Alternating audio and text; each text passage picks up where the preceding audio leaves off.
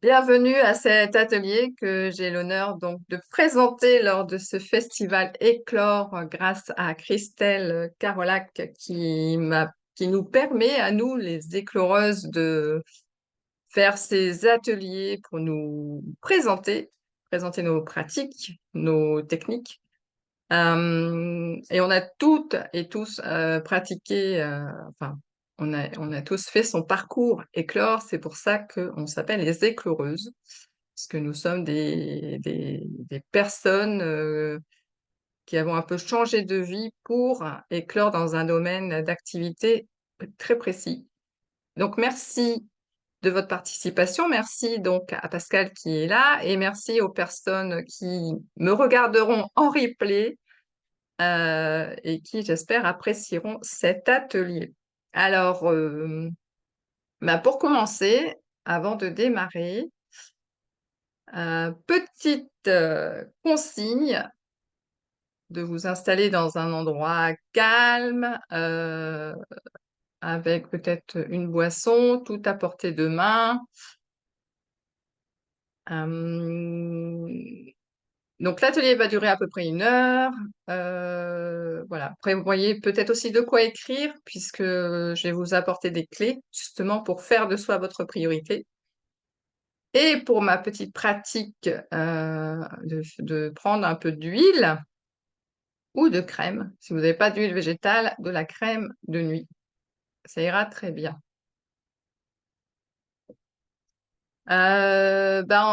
Le petit déroulé, donc, je vais d'abord introduire par qui je suis, parce que je suppose que les personnes qui vont me regarder me connaissent sûrement pas, ou celles qui me connaissent peut-être par un autre biais. Pourquoi cet atelier? Mon parcours personnel et professionnel, les clés utiles à mon quotidien, mon accompagnement, un petit bonus, la pratique donc de yoga du visage et un échange avec vous de questions-réponses. Avant de démarrer aussi, vous pouvez me dire d'où vous venez? Qu'est-ce qui vous a poussé à vous inscrire à cet atelier? Dites-moi un peu pour qu'on fasse connaissance. Est-ce que vous me voyez bien? Vous m'entendez bien? Est-ce que tout est OK? Est-ce que vous voyez bien l'écran?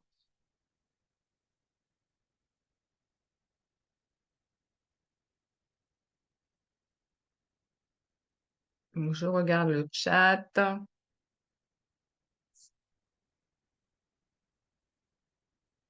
Dans la Drôme, je connais la Drôme. Je connais beaucoup Montélimar.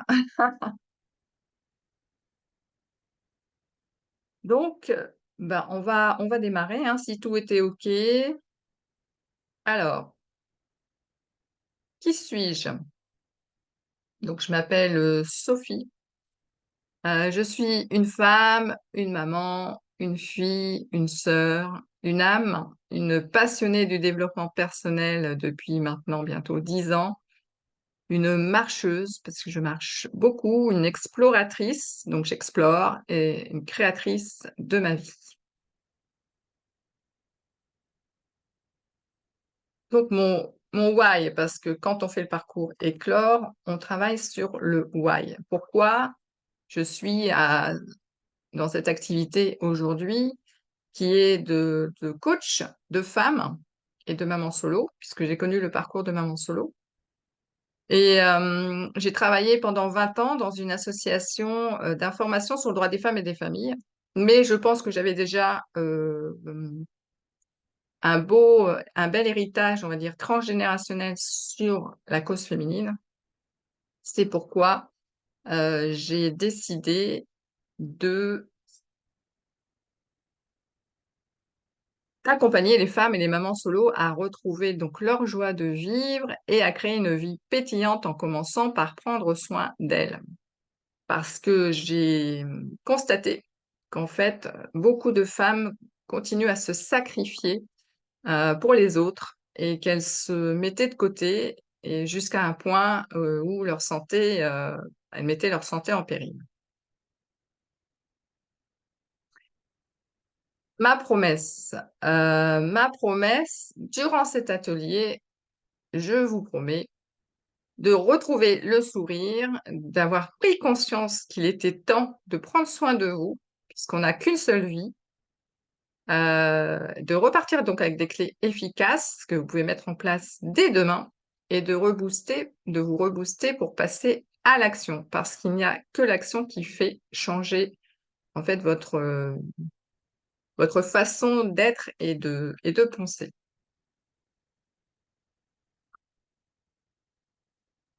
Donc, pourquoi cet atelier? Comme je le disais, j'ai constaté qu'il y avait vraiment encore trop de femmes qui se sacrifiaient, qui consacraient leur temps et leur vie à prendre soin des autres, que ce soit les enfants, les parents, les collègues, en s'oubliant jusqu'à ce qu'il y ait peut-être un burn-out, une maladie, qui les fasse, réagir, mais peut-être trop tard. Alors ma question, c'est pendant que vous prenez soin des autres, qui s'occupe de vous? Vous pouvez répondre dans le chat, ça m'intéresse de savoir qui s'occupe de vous. Est-ce que vous connaissez l'étude de Bronnie Ware, qui est une infirmière en soins palliatifs, qui a fait une étude, sur, plusieurs centaines de personnes en fin de vie et elle leur a posé la question de quel était leur plus grand regret? Donc, des personnes en fin de vie, sur leur lit, de mort. Quel était leur plus grand regret? À votre avis, quel est le top 1 des regrets des personnes en fin de vie? Dites-moi dans le chat, voilà, quelle réponse peut leur apporter ces personnes, en fait, les plus grands regrets qu'ils ont eus. Le plus grand, parce qu'il y a eu 5 regrets.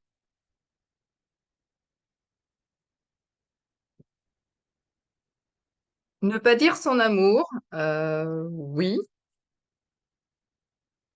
Ne pas avoir osé dire son amour, oui. C'est pas dans les top 5, mais ça, ouais, ça pourrait. Donc, je vais vous révéler le top 1. C'est, j'aurais préféré vivre ma vie, pas celle des autres. En top 1 sur les 5 1 regrets. Donc moi, depuis que je sais cette, depuis que j'ai connaissance de cette étude, effectivement, ça me pose beaucoup de questions parce que on a fait l'exercice, elle nous propose de faire l'exercice, d'imaginer ce qu'on est sur notre lit de mort, quel serait notre plus grand regret? Je vous invite à faire l'exercice si vous en avez l'occasion, parce que vraiment, ça nous ramène à plein de choses on a toujours envie de faire plein de choses, mais là, il doit y avoir une chose qui doit ressortir, pendant c'est un peu une visualisation, mais il y a une chose qui va ressortir et c'est ça qu'il faut en fait, réaliser. Merci, ouais, très intéressant. Alors, prochain exercice aussi, c'est qui est la personne la plus importante de votre vie? Est-ce que ce sont vos amis, vos enfants ou celles qui se cachent derrière, ces papiers? Alors des fois, j'ai des réponses qui me surprennent et vraiment, je suis, étonnée. Après, il y a beaucoup de personnes qui maintenant prennent conscience qu'effectivement, bravo Pascal, qui a dit: «Ah non, bah, c'est pas ton mari, non». Mes enfants, oui, ça peut être ça. Mais effectivement, tu as dit en premier «moi», parce vous êtes la personne la plus importante de votre vie. C'est vous, c'est moi, c'est toi Pascal, c'est toi Julie, toutes celles ou ceux qui vont me regarder en replay. Vous êtes la personne la plus importante de votre vie. Est-ce que vous en êtes conscient?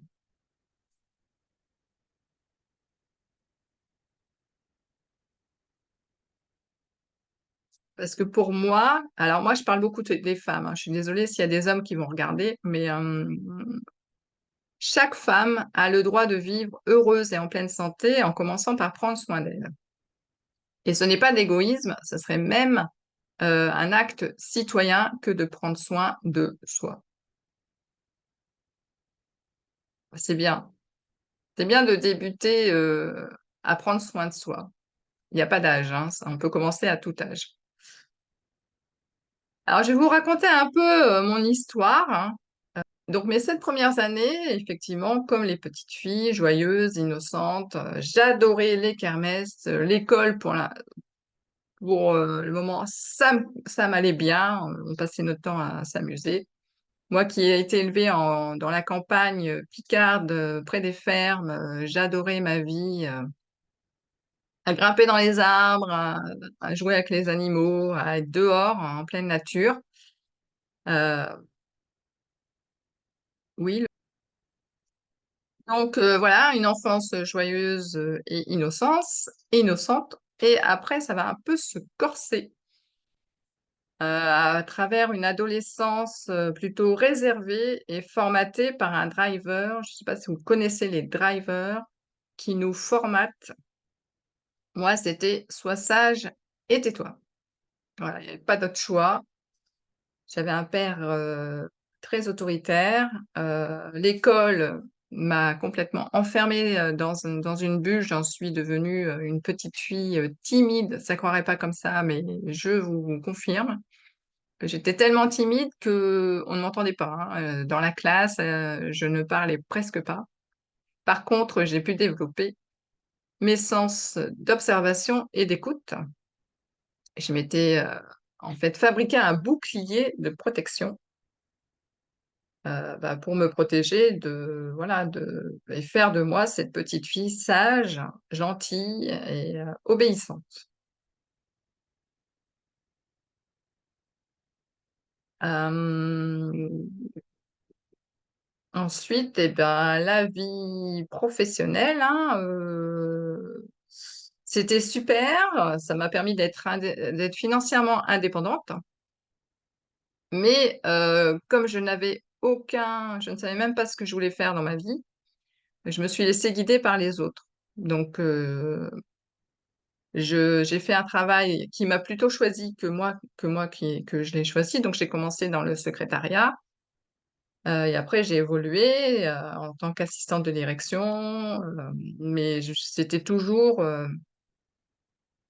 bah, poursuivre le schéma aussi classique, hein, il faut travailler, il faut être, voilà, faut gagner ta vie pour être indépendante, surtout financièrement, et ne pas être bah, juste dépendante de la famille. Donc, entre-temps, quand même dans ma vie personnelle, j'ai quand même des moments joyeux. Entre joie et tristesse, mon cœur balance, mais j'ai des déceptions amoureuses, ben, comme tout le monde, des hauts, des bas, des déménagements. Mon objectif premier, c'était vivre une vie de famille. Mais pour ça, fallait-il... ben, moi, j'avais un rêve, c'était d'avoir un enfant. Très tôt, à 25 ans, je voulais un enfant. Donc, je suis partie à la conquête du père. Donc, voilà. Donc, déception amoureuse. Et c'est plutôt le papa de ma fille qui est venu à moi que moi qui suis allée vers lui. Bon, enfin, c'est un petit clin d'œil. Donc voilà, j'ai un rêve qui se réalise. J'ai une petite fille adorable. J'ai un papa qui est un papa, mais est-ce que c'est vraiment le bon partenaire, vraiment la vie qu'il va m'offrir, est-ce que c'est vraiment ça que je veux? Euh, Ça va pas être trop la vie rêvée en fait de ce que voilà, on imagine toujours quand on est une petite fille avec peut-être avec un bon papa, enfin un bon compagnon, une maison, un jardin, des chiens, enfin un peu la petite maison dans la prairie. Mais en réalité, c'est pas du tout comme ça que ça s'est passé. J'avais tout, oui, pour être heureuse, ça c'est sûr, en apparence. Un compagnon, une maison, un travail, une petite fille, mais je me suis un peu laissée embarquer dans une vie qui, au final, ne me plaisait pas du tout, et j'ai commencé du coup, à partir en dépression. J'ai commencé à m'éteindre de l'intérieur parce que je me sentais incomprise. Il y avait un gros problème de communication entre nous, et je me sentais attirée vers le côté obscur, on va dire, de cette vie, où j'étais vraiment très, très mal.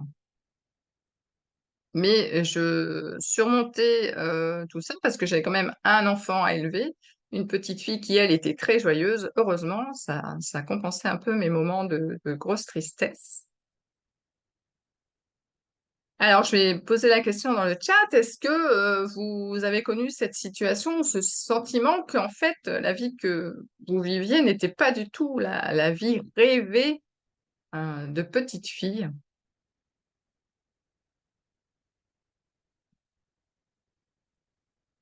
Donc je vous laisse ah, oh oui.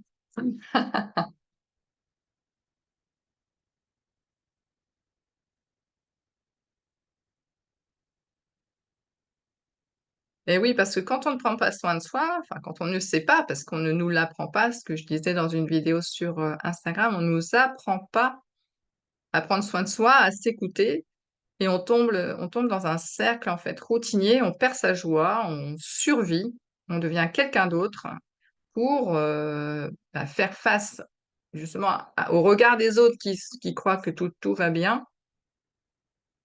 Et oui, les contes de fées en fait, c'est que, ça ne enfin ça existe peut-être, mais c'est vrai qu'on est plus dans le rêve que dans la réalité.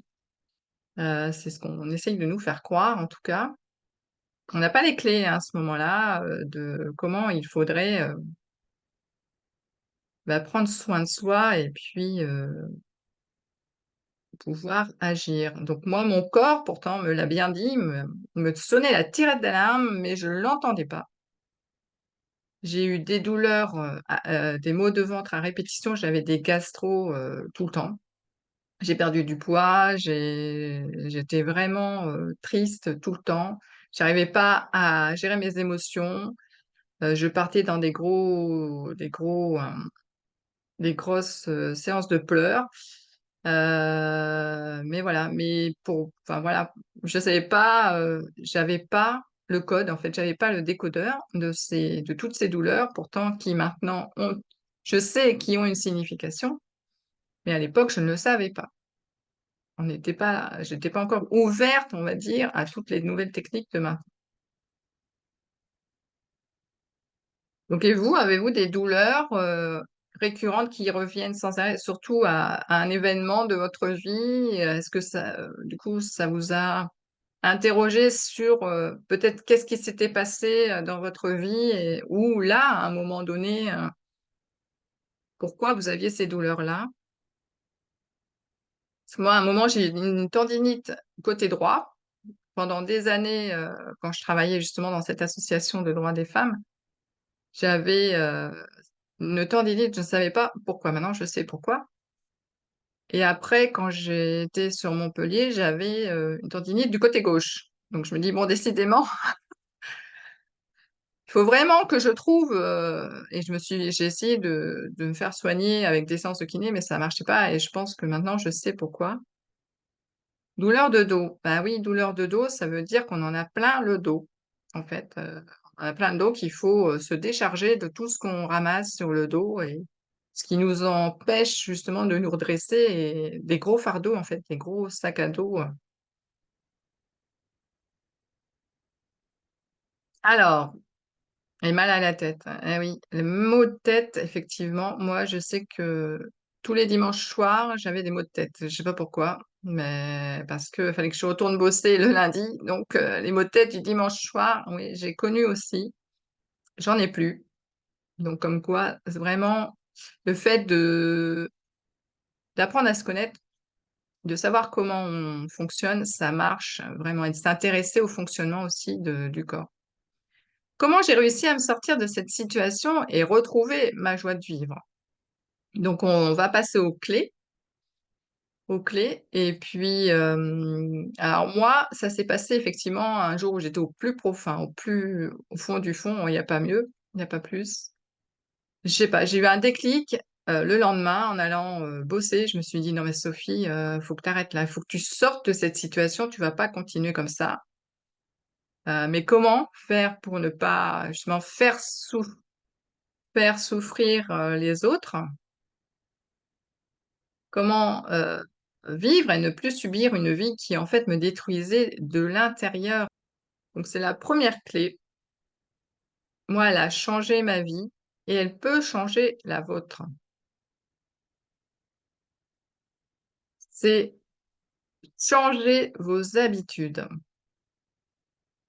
Changer vos habitudes, les mauvaises habitudes et en créer de nouvelles qui font de vous votre priorité pour et améliorent votre bien-être. C'est-à-dire que moi, du coup, je m'étais dit: «Il faut que je change quelque chose pour faire de moi ma priorité et sans culpabilité, sans écouter les avis des autres», car, bah, pour moi, c'était la solution pour pouvoir, bah, enfin, vivre une vie, qui était, bien, enfin mieux pour moi. Parce qu'en fait, changer ses habitudes, c'est qui mieux que vous sait ce qui peut vous faire du bien? Qui sait mieux que vous ce qui est bon ou mauvais? Qui peut, faire changer les choses? Si vous, vous ne changez pas, personne ne les changera à votre place. Est-ce que vous êtes d'accord avec ça, d'ailleurs?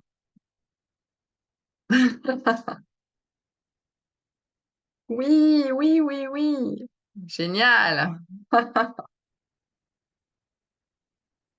Donc moi, je recommande si, pour changer vos habitudes, c'est le livre «Un rien peut tout changer» et je c'est bizarre parce que depuis que j'ai préparé cette conférence, ben, cet atelier, j'en entends parler, dès que j'ouvre YouTube, j'entends, parler de ce livre de James Clear. «Un rien peut tout changer». Pour changer qui vous êtes, vous devez changer ce que vous faites. Effectivement, si vous ne changez rien, ben vous ne changez rien dans votre vie. Il y a rien de nouveau va se passer. Alors que i j c'est pas changer, toute votre vie, dès le lendemain, c'est vraiment changer les habitudes qui ne vous apportent plus rien, heu ou prendre des nouvelles habitudes qui peuvent justement, faire comment dire? Ce changement de cap, ce changement de vision, et aussi bah, la manière de rallumer aussi cette flamme que vous avez à l'intérieur qui est éteinte et pour ça, il faut trouver ce qui vous passionne, ce qui est bon pour vous. C'est tout une introspection à faire. Donc pour moi, ce que j'ai trouvé pour sortir de ce trou noir, j'ai découvert le qigong. On était en 2003. Alors en 2003, le qigong était beaucoup moins connu que maintenant, donc c'était un peu, suspect, cette pratique, qui sortait de la gym, classique. Mais pour moi, ça a été vraiment, pas la révélation, mais ça m'a permis, bah, de reprendre confiance en moi, mais aussi de me réveiller intérieurement, en fait. Ce qui était mort, je commençais à vraiment me reconnecter à ce qui vivait en moi et ce qui voulait s'exprimer. Moi qui étais une petite fille joyeuse, durant mes 7 premières années, elle était morte depuis longtemps et je voulais la faire revivre et du coup le qigong vraiment pour ça, c'est ce qui a enfin pour moi ça a été vraiment le «wa» quoi. Ça a été la reprise totale de qui j'étais et aussi de ce qui se passait à l'intérieur et je me suis aussi autorisée à partir toute seule avec ma fille, d'aller revoir des amis, aller revoir ma famille, et ne plus être dépendante de quelqu'un qui me dictait en fait, enfin je suivais tout ce qu'on voilà, on allait en famille, dans sa famille, on faisait, Noël, toujours au même endroit avec les mêmes gens, ses amis et voilà, sa famille et du coup là j'ai dit: «Stop, moi aussi, j'ai ma vie, j'ai mes amis, ma famille et je vais les recontacter parce que je vois pas pourquoi. J'ai tout mis de côté et puis il y a eu aussi, mais un peu plus tard, la marche.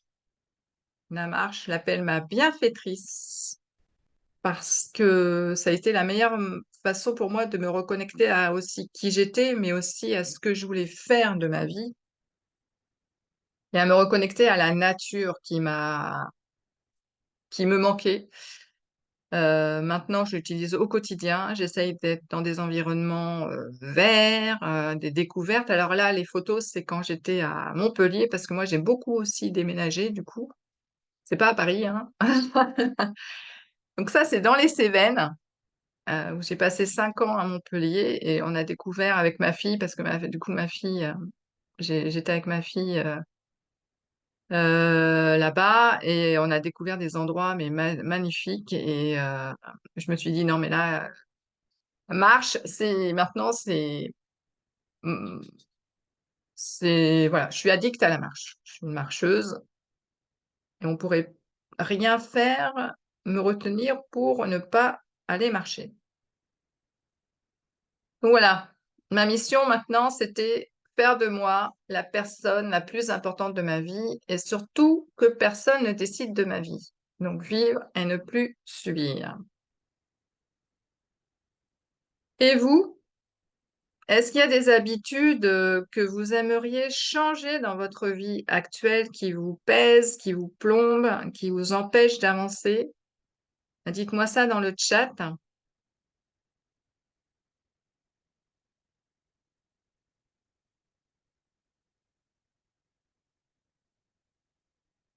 Avant qu'on passe à la deuxième clé. Alimentation un peu sucrée, oui. Moi aussi, hein, je mange du sucre, hein. Oui. Après, je marche beaucoup, donc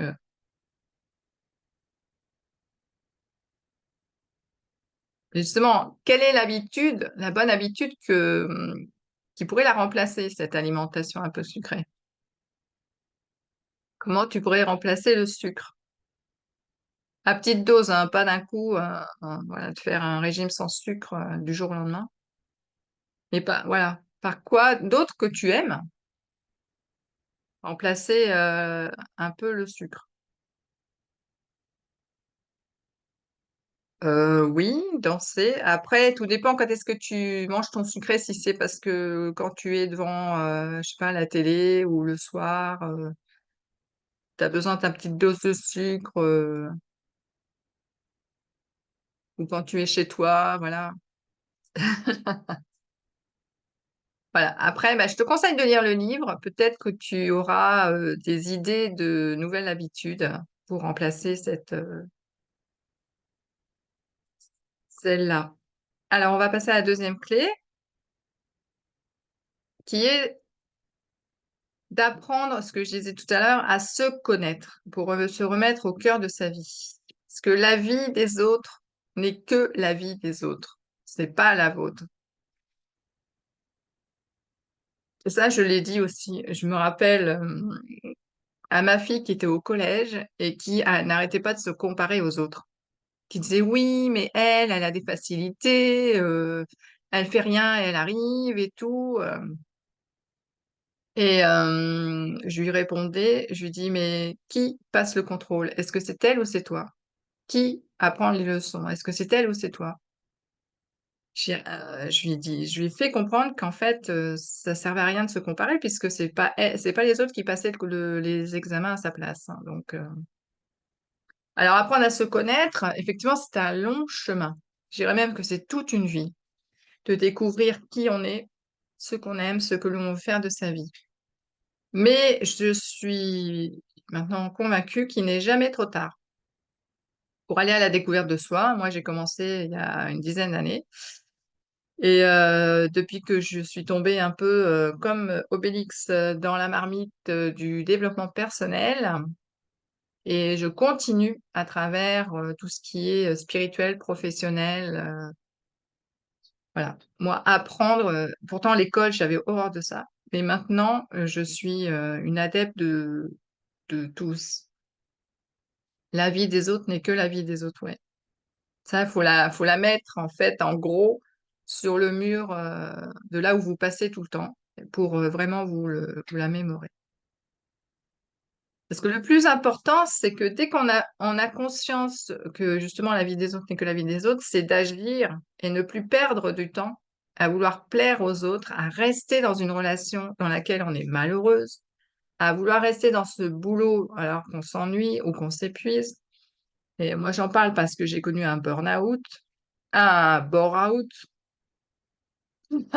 qui n'a rien à voir, mais c'est aussi épuisant et démoralisant que de vivre un bore-out, de ne plus se sentir utile en fait dans un poste alors qu'on y est depuis très, très longtemps. Donc, c'est que dès qu'on a conscience de ça, c'est de passer à l'action. Mais je sais que c'est pas facile de passer à l'action, effectivement. J'en suis la première bien placée. Donc, c'est tout un travail d'introspection. Il y a aussi des outils. Il y a plein d'outils pour apprendre à se connaître. Il y a plein de techniques. D'ailleurs, dans le festival, vous avez des thérapeutes qui sont là aussi pour vous apporter des outils, des pratiques dans la respiration, dans la méditation, dans plein de domaines, dans le FT. Donc voilà, pour la deuxième clé. La troisième clé, c'est oser dire non aux autres pour se dire un grand oui. C'est apprendre d'abord à s'aimer, puisque quand on prend soin des autres, donc on aime les autres, hein. De toute façon, on est né pour aimer, mais s'aimer, on le met aussi un peu de côté, parce que c'est pas facile d'apprendre à s'aimer parce qu'on ne nous l'a pas appris non plus, hein. C'est un peu, ça revient toujours à ce cycle d'éducation.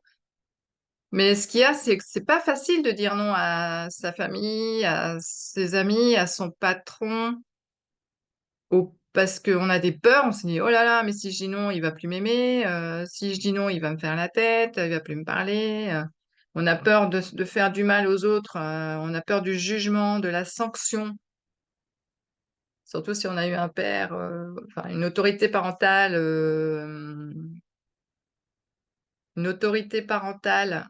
euh, qui nous a un peu aussi brimés, on va dire. Est-ce que vous avez déjà dit non à un repas de famille, à un repas avec des amis ou les vacances en famille? Pas facile de dire non, on ne veut pas aller en vacances avec vous parce que on en a marre. Est-ce que cela vous rend heureux de passer du temps avec d'autres personnes qui vous pompent votre énergie, qui vous prennent du temps, qui vous monopolisent en fait? Et non, non, non, tu dis non, non, non, pourquoi? Ah, ça ne te rend peut-être pas heureuse. Ben non, ça ne nous rend pas heureux d'être toujours sollicité et en fait, en retour, peut-être qu'on n'a rien en plus. Et la question, je n'ai pas dit, ah oui, non, bah non, on apprend, enfin, on sait dire non à une certaine période, hein, à 4 ans, je crois que c'est 4 ans la période du non, non, ou 3 ans, 2 ans. Et après, après, non, on ne sait plus. Effectivement, on ne sait plus dire non. Euh, Et quand justement, on a une situation où on n'ose pas dire ah ben non, je vais lui dire non, moi j'en peux plus, je suis fatiguée, j'ai envie de prendre soin de moi. La question à se poser, c'est qu'est-ce qui peut arriver de pire si je dis non à cet ami qui me demande d'aller au cinéma? Est-ce que c'est parce qu'il va plus m'aimer? Est-ce que c'est toujours cette peur en fait qui revient, mais qu'est-ce qui peut arriver de pire? Est-ce que vous, en fait, c'est ça, c'est aussi parce que j'ai réentendu les 4 accords de Toltec ce matin sur un podcast, parce que moi le matin, j'adore écouter les podcasts des autres, et qui disait, mais lui, il aura trouvé une autre solution en fait, hein. Toi, tu lui dis non, mais lui, en fait, il aura déjà trouvé quelqu'un d'autre pour aller à la séance de cinéma avec lui. Toi, ça va peut-être, tu vas te sentir coupable d'avoir dit non, mais en fait, lui, pour lui, il s'en fout. Enfin, il a entendu que tu disais non, il va pas t'en vouloir parce que t'es fatigué, c'est normal, hein. En même temps, Mais oser dire non, ça peut vous simplifier la vie et surtout répondre à votre besoin de prendre soin de vous. Vous êtes fatigué, vous prenez soin de vous. Vous avez besoin de calme ou de repos, vous avez le droit. C'est voilà, c'est pas une obligation de répondre toujours oui aux autres et pas oui à soi, en fait. Est-ce que vous êtes d'accord avec ça? Est-ce que vous me dites oui? Ou est-ce que vous me dites non? Alors, c'était les trois clés et je vais vous donner une clé. En fait, la clé bonus, c'est de se faire accompagner parce que seul, c'est très compliqué de prendre soin de soi. Se faire accompagner justement dans cette nouvelle voie, se reconnecter à soi, sortir de son environnement, de ce cercle en fait. Moi, je me voyais toujours dans un cercle, dans une case, où j'ai jamais voulu rentrer dans une case, mais je suis rentrée dans une case quand même. J'en suis sortie seulement il y a une dizaine d'années. Et au moment où donc j'ai connu cette période sombre avec le papa de ma fille, j'avais besoin d'être comprise, soutenue, encouragée dans mon chemin enfin, dans cette période assez triste. Et j'ai trouvé personne. Je me disais, je vais voir un psy, mais bon, un psy, j'ai pas, qu'est-ce que ça va m'apporter quelque chose, un psy? Non. Je voulais pas tomber dans la victimisation. Donc, j'ai un peu eu aussi le driver, sois forte, hein, tu es la seule à pouvoir te sortir de cette situation.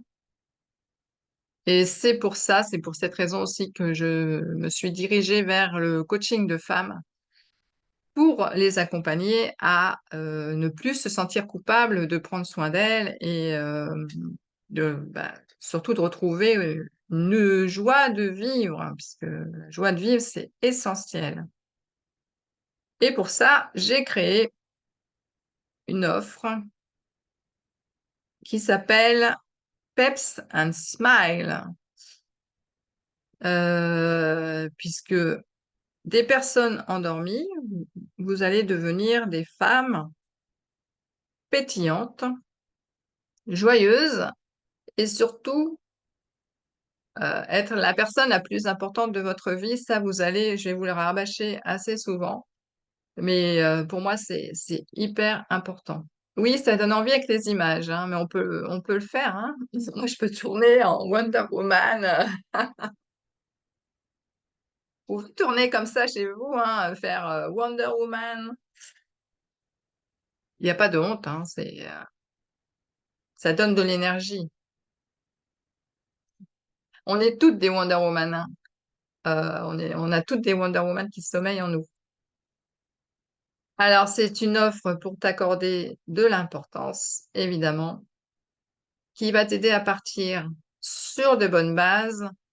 On va travailler sur ta posture, les valorisations, tes valeurs, reprendre ta liberté en douceur. On va réexplorer ton corps, alléger ton mental, retrouver du sens dans ta vie, réveiller tes passions, revoir ton mode de vie aussi, les habitudes, justement, les mauvaises habitudes, les routines, créer tes propres routines, peut-être remettre du sport, prendre des rendez-vous avec toi, donc se chouchouter au quotidien, c'est important, et d'où le yoga du visage à la fin, parce que ça, j'intègre aussi le yoga du visage dans mes accompagnements. Et puis aussi une motivation pour que tu passes à l'action et que tu n'aies pas le mental qui te dise non mais voilà, non, c'est pas pour toi, mais non mais t'es bien dans ta vie là, t'es bien dans ta vie inconfortable, ne sors surtout pas de ta zone de confort, tu sais pas vers quoi tu vas. Non, non, non, non, non, il y a pas de risque. Donc, il y aura des pratiques simples. C'est sur Nantes. Alors moi, je n'ai pas dit où j'étais, effectivement, je suis à Nantes. Donc il y a du présentiel parce que mes coachings ne se font pas dans un cabinet, mais dehors, dans la nature, en marchant. Je fais de la marche coaching. Et pour celles qui ne sont pas sur Nantes, mais qui veulent aussi être accompagnées, je vais enregistrer des audios que je vous enverrai, vous mettrai à disposition pour que vous puissiez vous aussi marcher de votre côté avec un sujet sur lequel on travaille toutes les deux. Mais ça peut être aussi, j'ai testé, et je le fais assez souvent parce que j'ai du coup une amie à Montpellier avec qui je marchais beaucoup et avec qui on continue justement de s'appeler quasiment tous les week-ends. On se dit, bon, on va marcher et chacune on est au téléphone. Et en fait, voilà, ça nous permet à la fois de se donner des nouvelles, mais aussi parce qu'elle a besoin d'avoir une écoute, une- sans jugement, mais d'avoir une écoute sur encore ces difficultés qu'elle a pour justement être bien dans sa vie. Voilà. Et donc, mon petit cadeau de l'atelier, c'est que alors j'ai mis 5 premières personnes qui répondront correctement dans le chat, mais peut-être que du coup, lorsque le replay sera mis, ah oui, non, il n'y aura pas, lorsque le replay sera mis, les personnes qui mettront un commentaire sous ma vidéo auront droit à ce cadeau. Si en distanciel, c'est possible. C'est pas possible. Si, c'est possible. En distanciel, on peut chacune au téléphone. On prend un créneau d'1 heure. On se dit, on marche chacune dans un parc de notre ville. Voilà. Et au téléphone, on s'est au téléphone pendant 1 heure au téléphone. On marche chacune dans notre côté, de notre coin, mais on est dehors. Donc, je disais, pour les personnes qui donc répondent dans le chat ou qui m'enverront un commentaire au replay, auront un cadeau. Alors, attention, parce que la question, elle est très simple, hein. Et le cadeau, c'est donc 30 minutes de coaching pour faire de vous votre priorité sans culpabilité. Alors, la petite question, c'est qui est la personne la plus importante de votre vie? Si vous m'avez suivi depuis le début, vous avez toutes et tous la réponse. C'est bien parce que je vous vois rire et je suis très heureuse de vous voir rire. C'était le but de l'atelier. Alors, il y aura un temps de questions-réponses après, ou on peut le faire maintenant, avant la séance de yoga du visage. Voilà. Si vous avez des questions, vous pouvez ouvrir les micros et, euh, et je réponds à vos questions.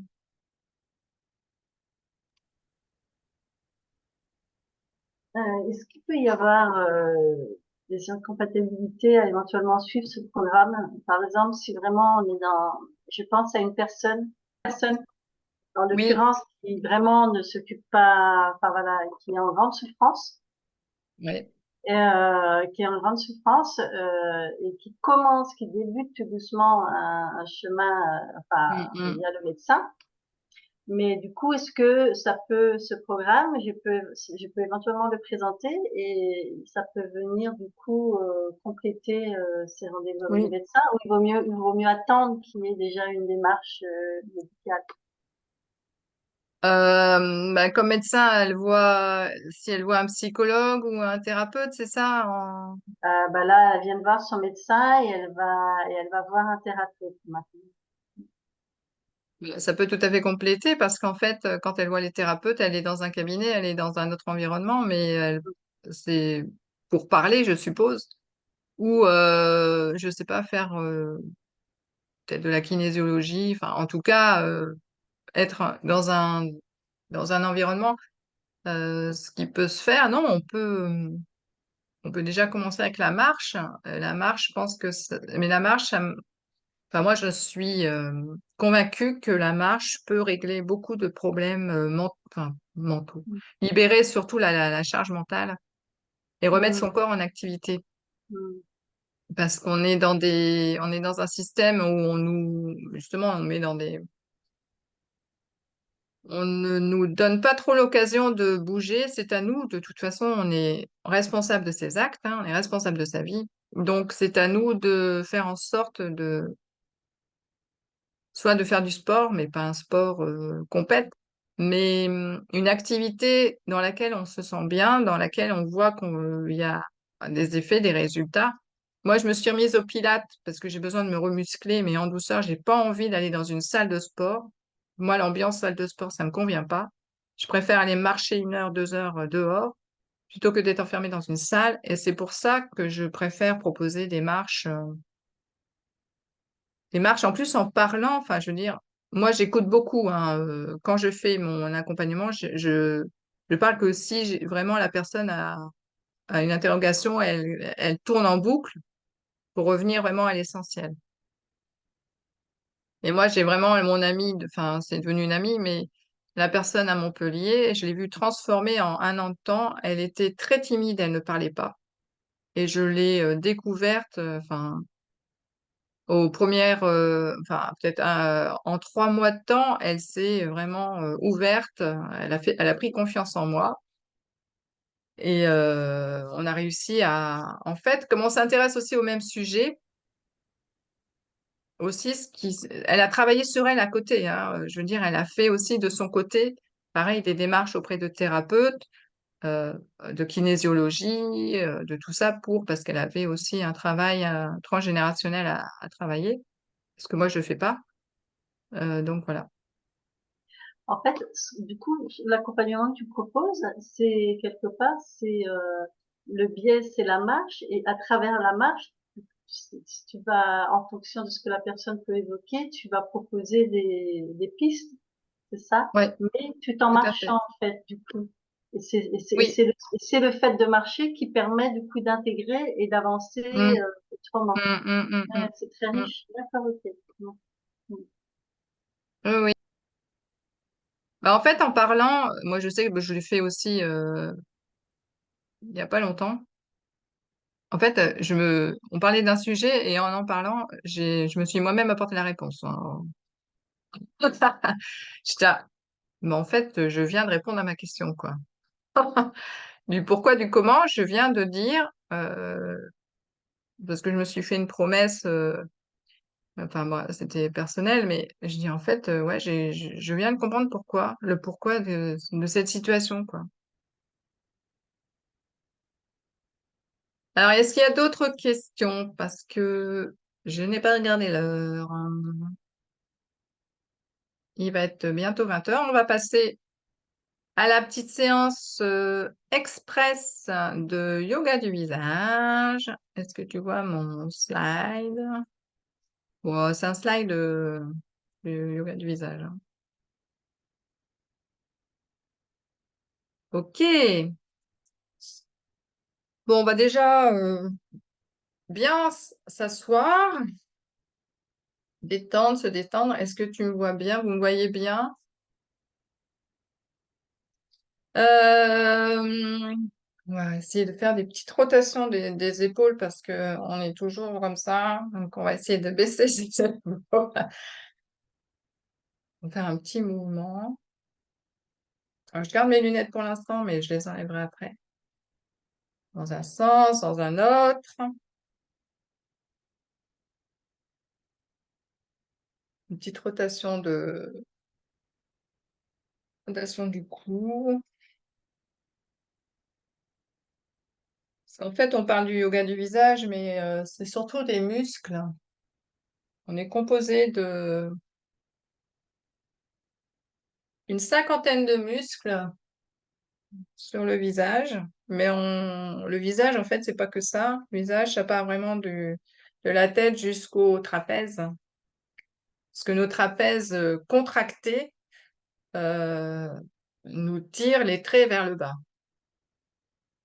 Bon, je peux pas faire une séance complète de l'explication du yoga du visage, mais en tout cas, euh, toutes nos tensions, toutes les tensions, tout ce qu'on mange aussi, euh, ça joue sur, enfin, sur la peau, sur le sur l'avance, enfin, sur les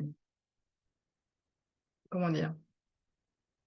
Le stress, ça nous contracte les muscles et les muscles contractés, eh ben, ça nous provoque des douleurs, surtout, au niveau des mâchoires, du masséter, ça peut créer du bruxisme, donc les mâchoires complètement contractées. Donc, en yoga du visage, on va le faire un peu tout à l'heure, on va un peu décontracter ces masséters, les plus gros muscles en fait, du visage.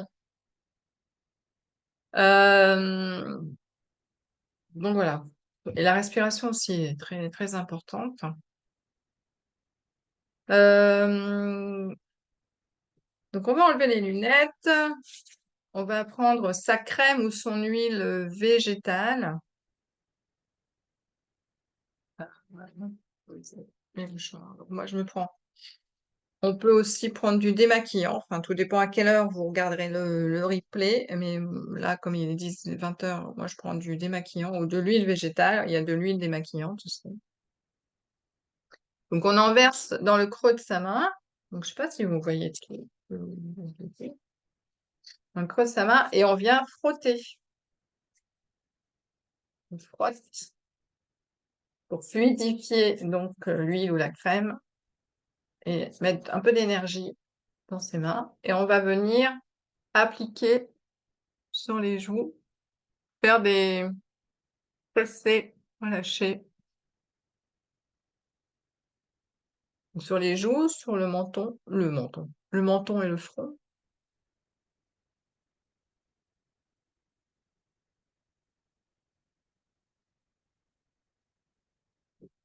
sur le cou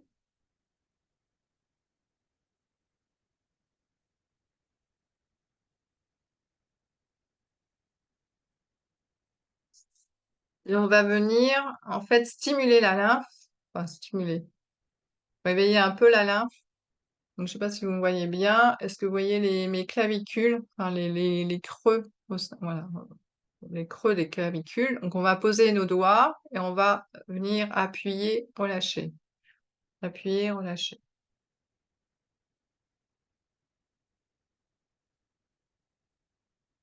On peut faire des mouvements circulaires aussi.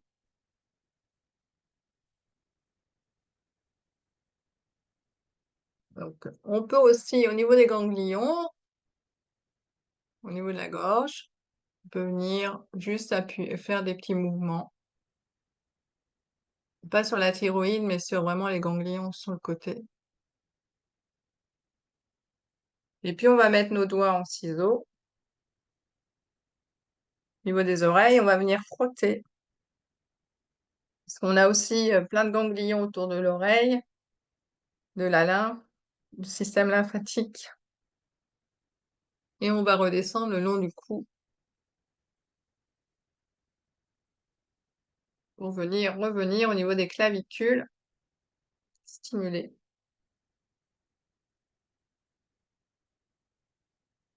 Je vois que ça détend, hein. Donc on va commencer. Donc la petite séance express, c'est qu'on va partir donc des clavicules, du cou jusqu'au fond.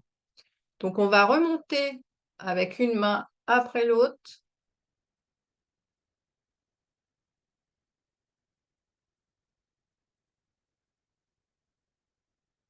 5 fois. Et après, on va partir avec les doigts en ciseaux. Donc on met nos doigts en ciseaux, mais on les retourne. Et on va partir de la commissure pour aller vers l'oreille. Et on alterne avec l'autre main. Et ça doit glisser. On ne doit pas forcer la peau. Ça ne se fait pas à sec, hein. Le yoga du visage se fait forcément avec de l'huile ou une crème, mais faut que ça glisse. Sinon, on irrite la peau. Et on va continuer, mais on remet nos doigts en ciseaux. On va continuer avec les lèvres. Pareil.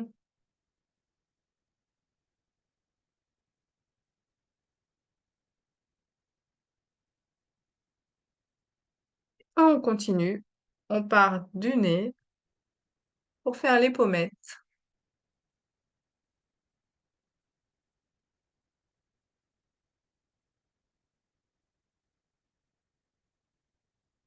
Et pareil, on remonte et on fait le front. Normalement, vous devez commencer à sentir que ça chauffe. Et on va revenir refrotter les oreilles. Parce que là, on a amené la lymphe justement sur les extrémités. On refrotte et on vient la refaire redescendre au niveau des clavicules parce que c'est le point terminus d'arrivée et de départ de la lymphe. Donc, on stimule, stimule là. Et on va venir donc masser un peu les masséters. Donc, on peut les masser de l'extérieur, faisant des cercles comme ça, avec la bouche un peu entrouverte.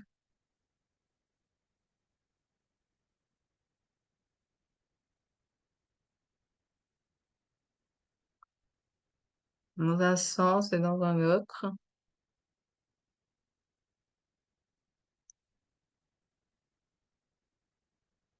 Donc, on peut faire ça comme ça de l'extérieur et on peut aussi faire de l'intérieur.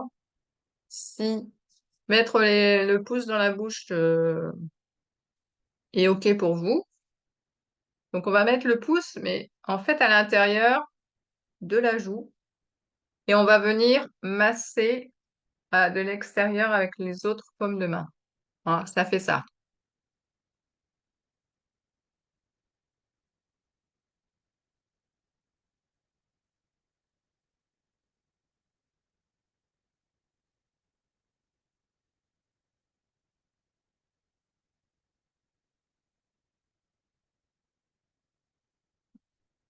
Est-ce que ça vous détend?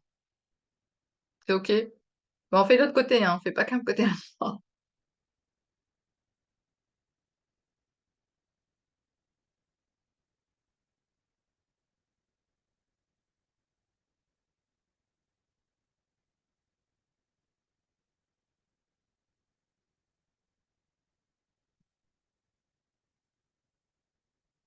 Là, on va s'essuyer un peu les doigts parce qu'on a le pouce un peu.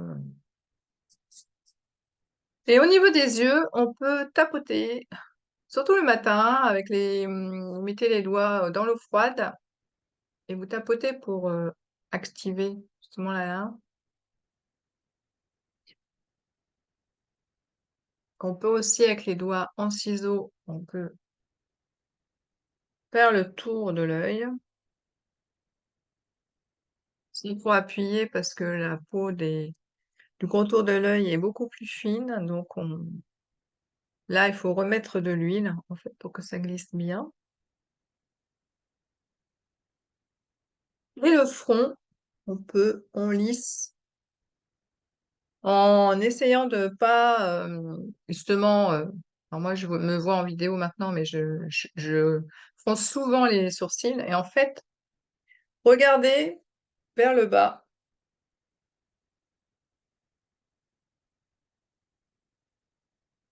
et masser le front de haut en bas. Et la petite ride du lion, pareil, on prend nos index et on fait la moulinette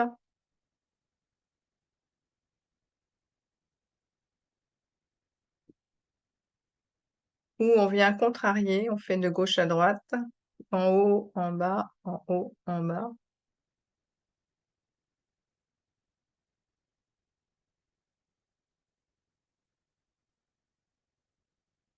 Et on peut aussi prendre nos index et faire des petits cercles au niveau des pas de doigts.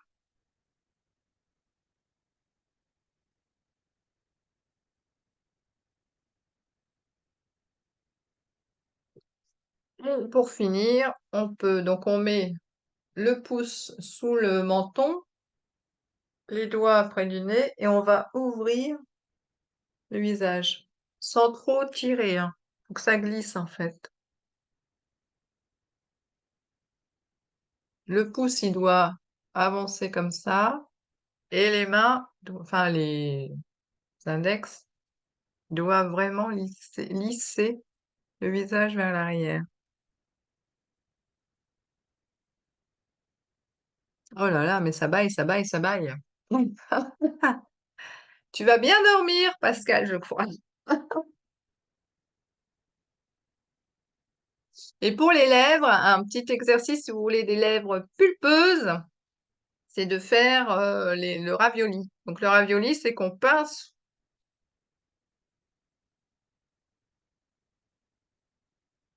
les lèvres. Donc on fait des allers-retours comme ça.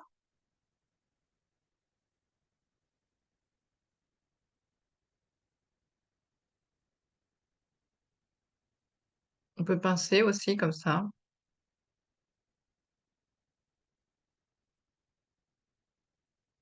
Mm. Et si vous voulez un petit coup de blush, je sais pas, vous sortez un soir, vous n'avez pas le temps de vous remaquiller, vous faites des petits pincements, mais des tout petits, hein. Petits pincements comme ça va vous remettre un petit coup de rouge aux joues.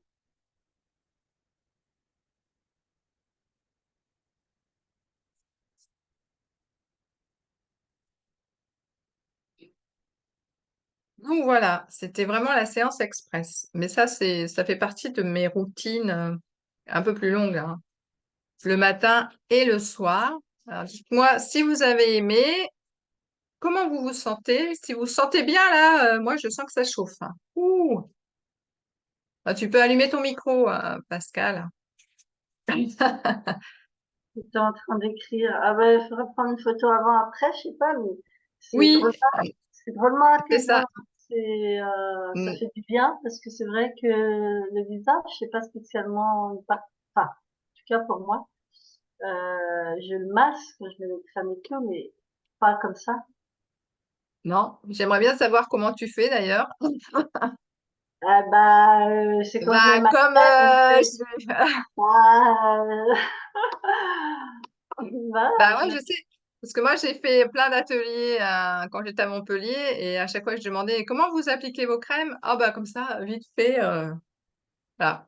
J'ai bah ouais, mais maintenant, vous savez comment appliquer vos crèmes. bah ouais, ouais, non, c'est Donc, très très toujours commencer intéressant. à mettre au creux de ta main, frotter et puis vraiment appliquer comme ça. Et après, tu peux effectivement faire ça, mais toujours vers de l'intérieur vers l'extérieur. Et après, Ouais. avec le petit frottement des oreilles, faire redescendre, voilà, là. Ouais, non, merci, puis ça détend, ouais, ça fait vraiment du Bah, j'ai bien. vu que ça détendait, j'ai vu. Merci infiniment, ouais, c'est très très. Bah, avec plaisir, avec plaisir. Donc ça, je l'intègre dans mon accompagnement. Je fais peut-être une séance par mois et ou voilà, parce qu'en fait, effectivement, il faut se prendre en photo avant et après pour voir la différence que ça fait sur son visage. Mais c'est plein d'exercices, le yoga. Enfin, le yoga du visage, on croit que c'est la gymnastique faciale, c'est comment dire, des grimaces.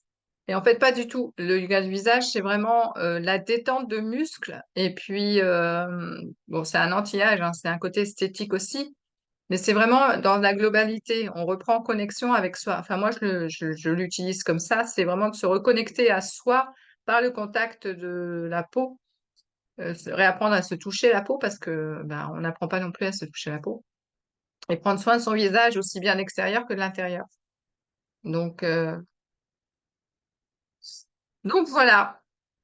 Pour celles qui regarderont en replay, j'espère que vous allez pouvoir pratiquer cette petite séance et n'hésitez pas à me dire si ça vous plaît ou pas. Et je vous laisse mes coordonnées pour celles qui voudront me contacter pour avoir plus d'informations sur mon offre ou sur autre chose.